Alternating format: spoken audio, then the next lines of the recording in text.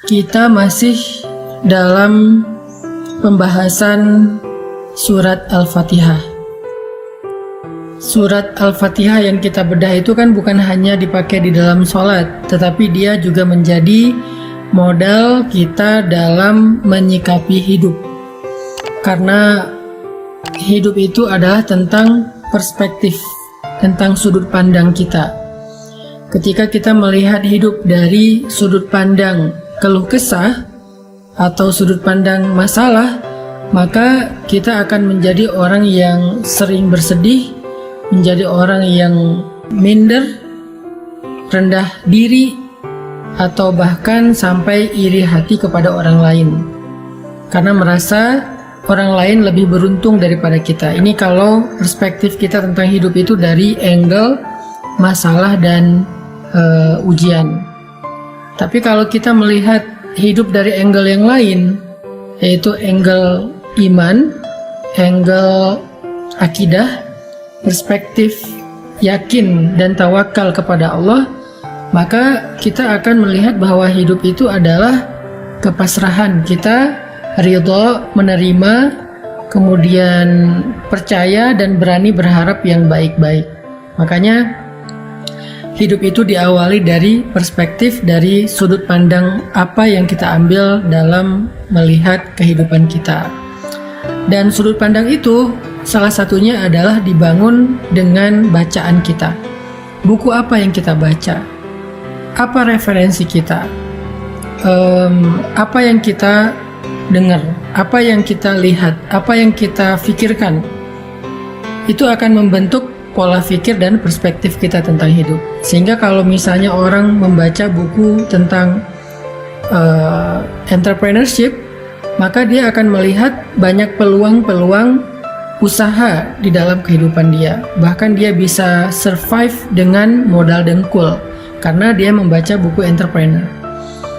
Kalau dia melihat hidup itu dari buku sastra, dia banyak membaca buku-buku tentang novel atau sejarah, maka dia akan melihat hidup itu adalah adegan-adegan romantis, adegan-adegan drama, dan seterusnya. Begitu juga ketika kita menjadikan Al-Quran sebagai referensi kita, Al-Quran sebagai bacaan yang kita fahami, yang kita perhatikan, yang kita jadikan sebagai bahan berpikir, maka kita akan melihat hidup dari perspektif Al-Quran itu. Makanya bacaan kita sangat penting dalam menentukan perspektif kita. Itulah kenapa belajar Al-Quran itu nggak cukup sekedar belajar tahsin doang, nggak cukup sekedar belajar tilawah atau membaca. Kita juga coba pelan-pelan belajar tadabbur, belajar merenungkan makna yang terkandung di dalam Al-Quran, sehingga bacaan kita terhadap Al-Quran itu bisa lebih bisa lebih nempel dalam benak kita dan lebih nempel juga di hati kita untuk membangun motivasi hidup. Jadi udah jelas ya jawabannya. Apapun masalah kita, apapun konteks kehidupan yang sedang kita alamin, pada saat kita kebingungan, pada saat kita hilang arah, pada saat kita merasa bodoh, gak tahu apa-apa, lalu kita meminta petunjuk kepada Allah dalam menghadapi masalah kita, meminta petunjuk kepada Allah dalam menjalani ujian hidup kita, kita bilang ihdinas siratal mustaqim. Ya Allah, saya harus gimana? Beri saya petunjuk. Apa yang harus saya lakukan? Beri saya petunjuk. Allah jawab, dzalika,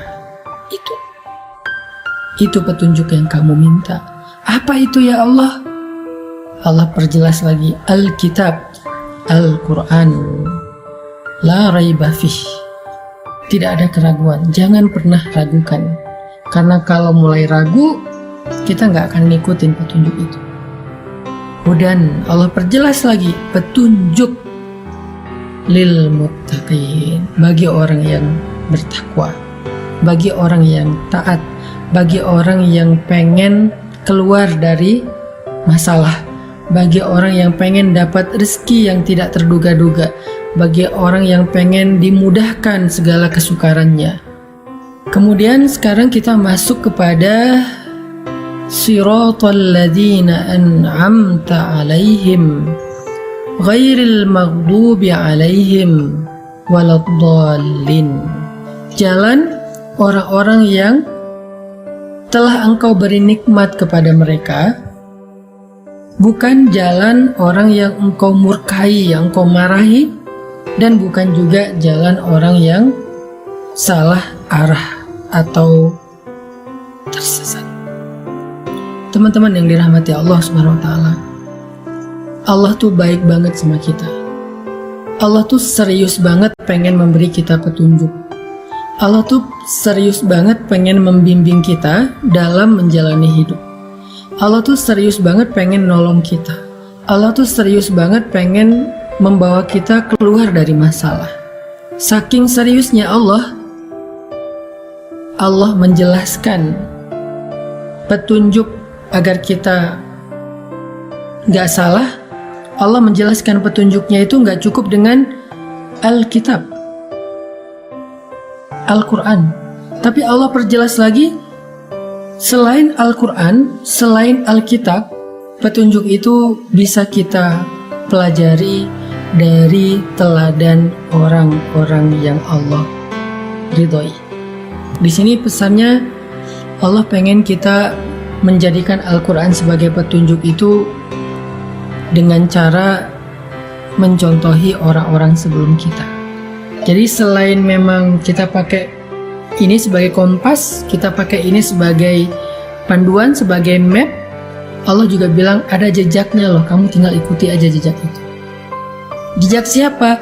Jejak alladzina an'amallahu alaihim, orang-orang yang Allah beri nikmat. Nikmat apa? Nikmat iman. Nikmat apa? Nikmat nubuwah kenabian. Nikmat apa? Nikmat risalah syariah.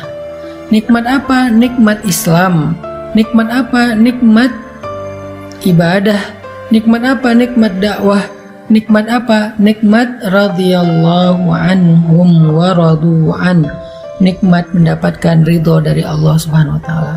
Dan yang terakhir, nikmat apa? Nikmat dijamin masuk surga. Itulah orang-orang yang kita perlu ikuti jejaknya. Apapun yang kita sedang hadapi dalam hidup kita itu tuh pernah terjadi kepada orang sebelum kita. Sehingga tugas kita adalah kalau pengen dapat petunjuk, kalau pengen dapat contoh, kalau pengen dapat semacam model untuk kita tiru, kata Allah udah ada tuh. Siratal ladzina an'amta alaihim. Apa masalah kamu? Ya Allah, saya punya masalah dengan orang tua, belajar dari Ibrahim. Ya Allah, saya punya masalah dengan anak, belajar dari Nuh. Ya Allah, saya punya masalah dengan istri, belajar dari Lut. Ya Allah, saya punya masalah dengan suami, belajar dari Asiyah. Ya Allah, saya punya masalah sebagai jomblo, cowok, banyak godaan dari cewek-cewek sekitar saya, di kampus, di tempat kerja, belajar dari Yusuf. Ya Allah, saya seorang jomblo, perempuan, cewek, dan banyak masalah, banyak ujian dari cowok-cowok yang godain saya, belajar dari Maryam. Ya Allah, saya pengen ta'aruf tapi nggak tahu caranya, belajar dari Musa dan calon istrinya. Ya Allah, saya punya anak tapi nggak tahu cara mendidiknya, belajar dari Zakaria dan Yahya. Apa masalah kita? Ya Allah, saya hampir bercerai, suami saya mentalak saya, talak satu, gimana cara mengislahnya? Belajar dari surat At-Tolak ketika Nabi mentalak Hafsah. Ya Allah, suami saya suka ngata-ngatain saya yang jelek-jelek, belajar dari curhatnya seorang perempuan di dalam surat Al-Mujadalah atau Al-Mujadilah, Khawlah bintu Tha'labah. Ya Allah, orang ngomongin saya di sosial media, orang berbisik-bisik tentang saya di grup, mereka bikin grup baru dan ngomongin saya di grup sebelah, belajar dari surat An-Nur tentang hadithul ifki, pembicaraan rahasia. Ya Allah, istri saya suka cemburu dan menyusahkan saya sebagai suami, belajar dari surat At-Tahrim. Apa masalah kita? Di dalam ayat Siratal ladzina an'amta alaihim, Allah tuh pengen ngasih tahu ke kita, belajarlah sejarah. Karena gak ada yang baru di bawah langit, gak ada yang baru di bawah matahari, gak ada yang baru di atas tanah. Semua yang kita alamin pernah terjadi sebelumnya. Karena sejarah itu berulang, karena cerita itu terjadi lagi, sehingga kita bukanlah orang pertama yang mengalami masalah ini. Udah ada orang sebelum kita yang jumlahnya gak terhitung, sehingga kita akan menemukan siapa yang orang yang lurus, Siratal ladzina an'amta alaihim, sehingga kita tiru. Siapa yang salah jalan, sehingga kita hindari. Tugas kita adalah belajar dari mereka, mencari tahu apa sih rahasia mereka sehingga bisa keluar dari masalah itu. Apa sih kunci mereka survive dari ujian itu? Apa sih langkah-langkah konkret yang mereka lakukan sehingga mereka bisa sukses, bisa Allah selamatkan dari berbagai macam keburukan? Lalu setelah kita tahu, ulangi, lakukan hal yang sama, maka kita akan mendapatkan hasil yang sama.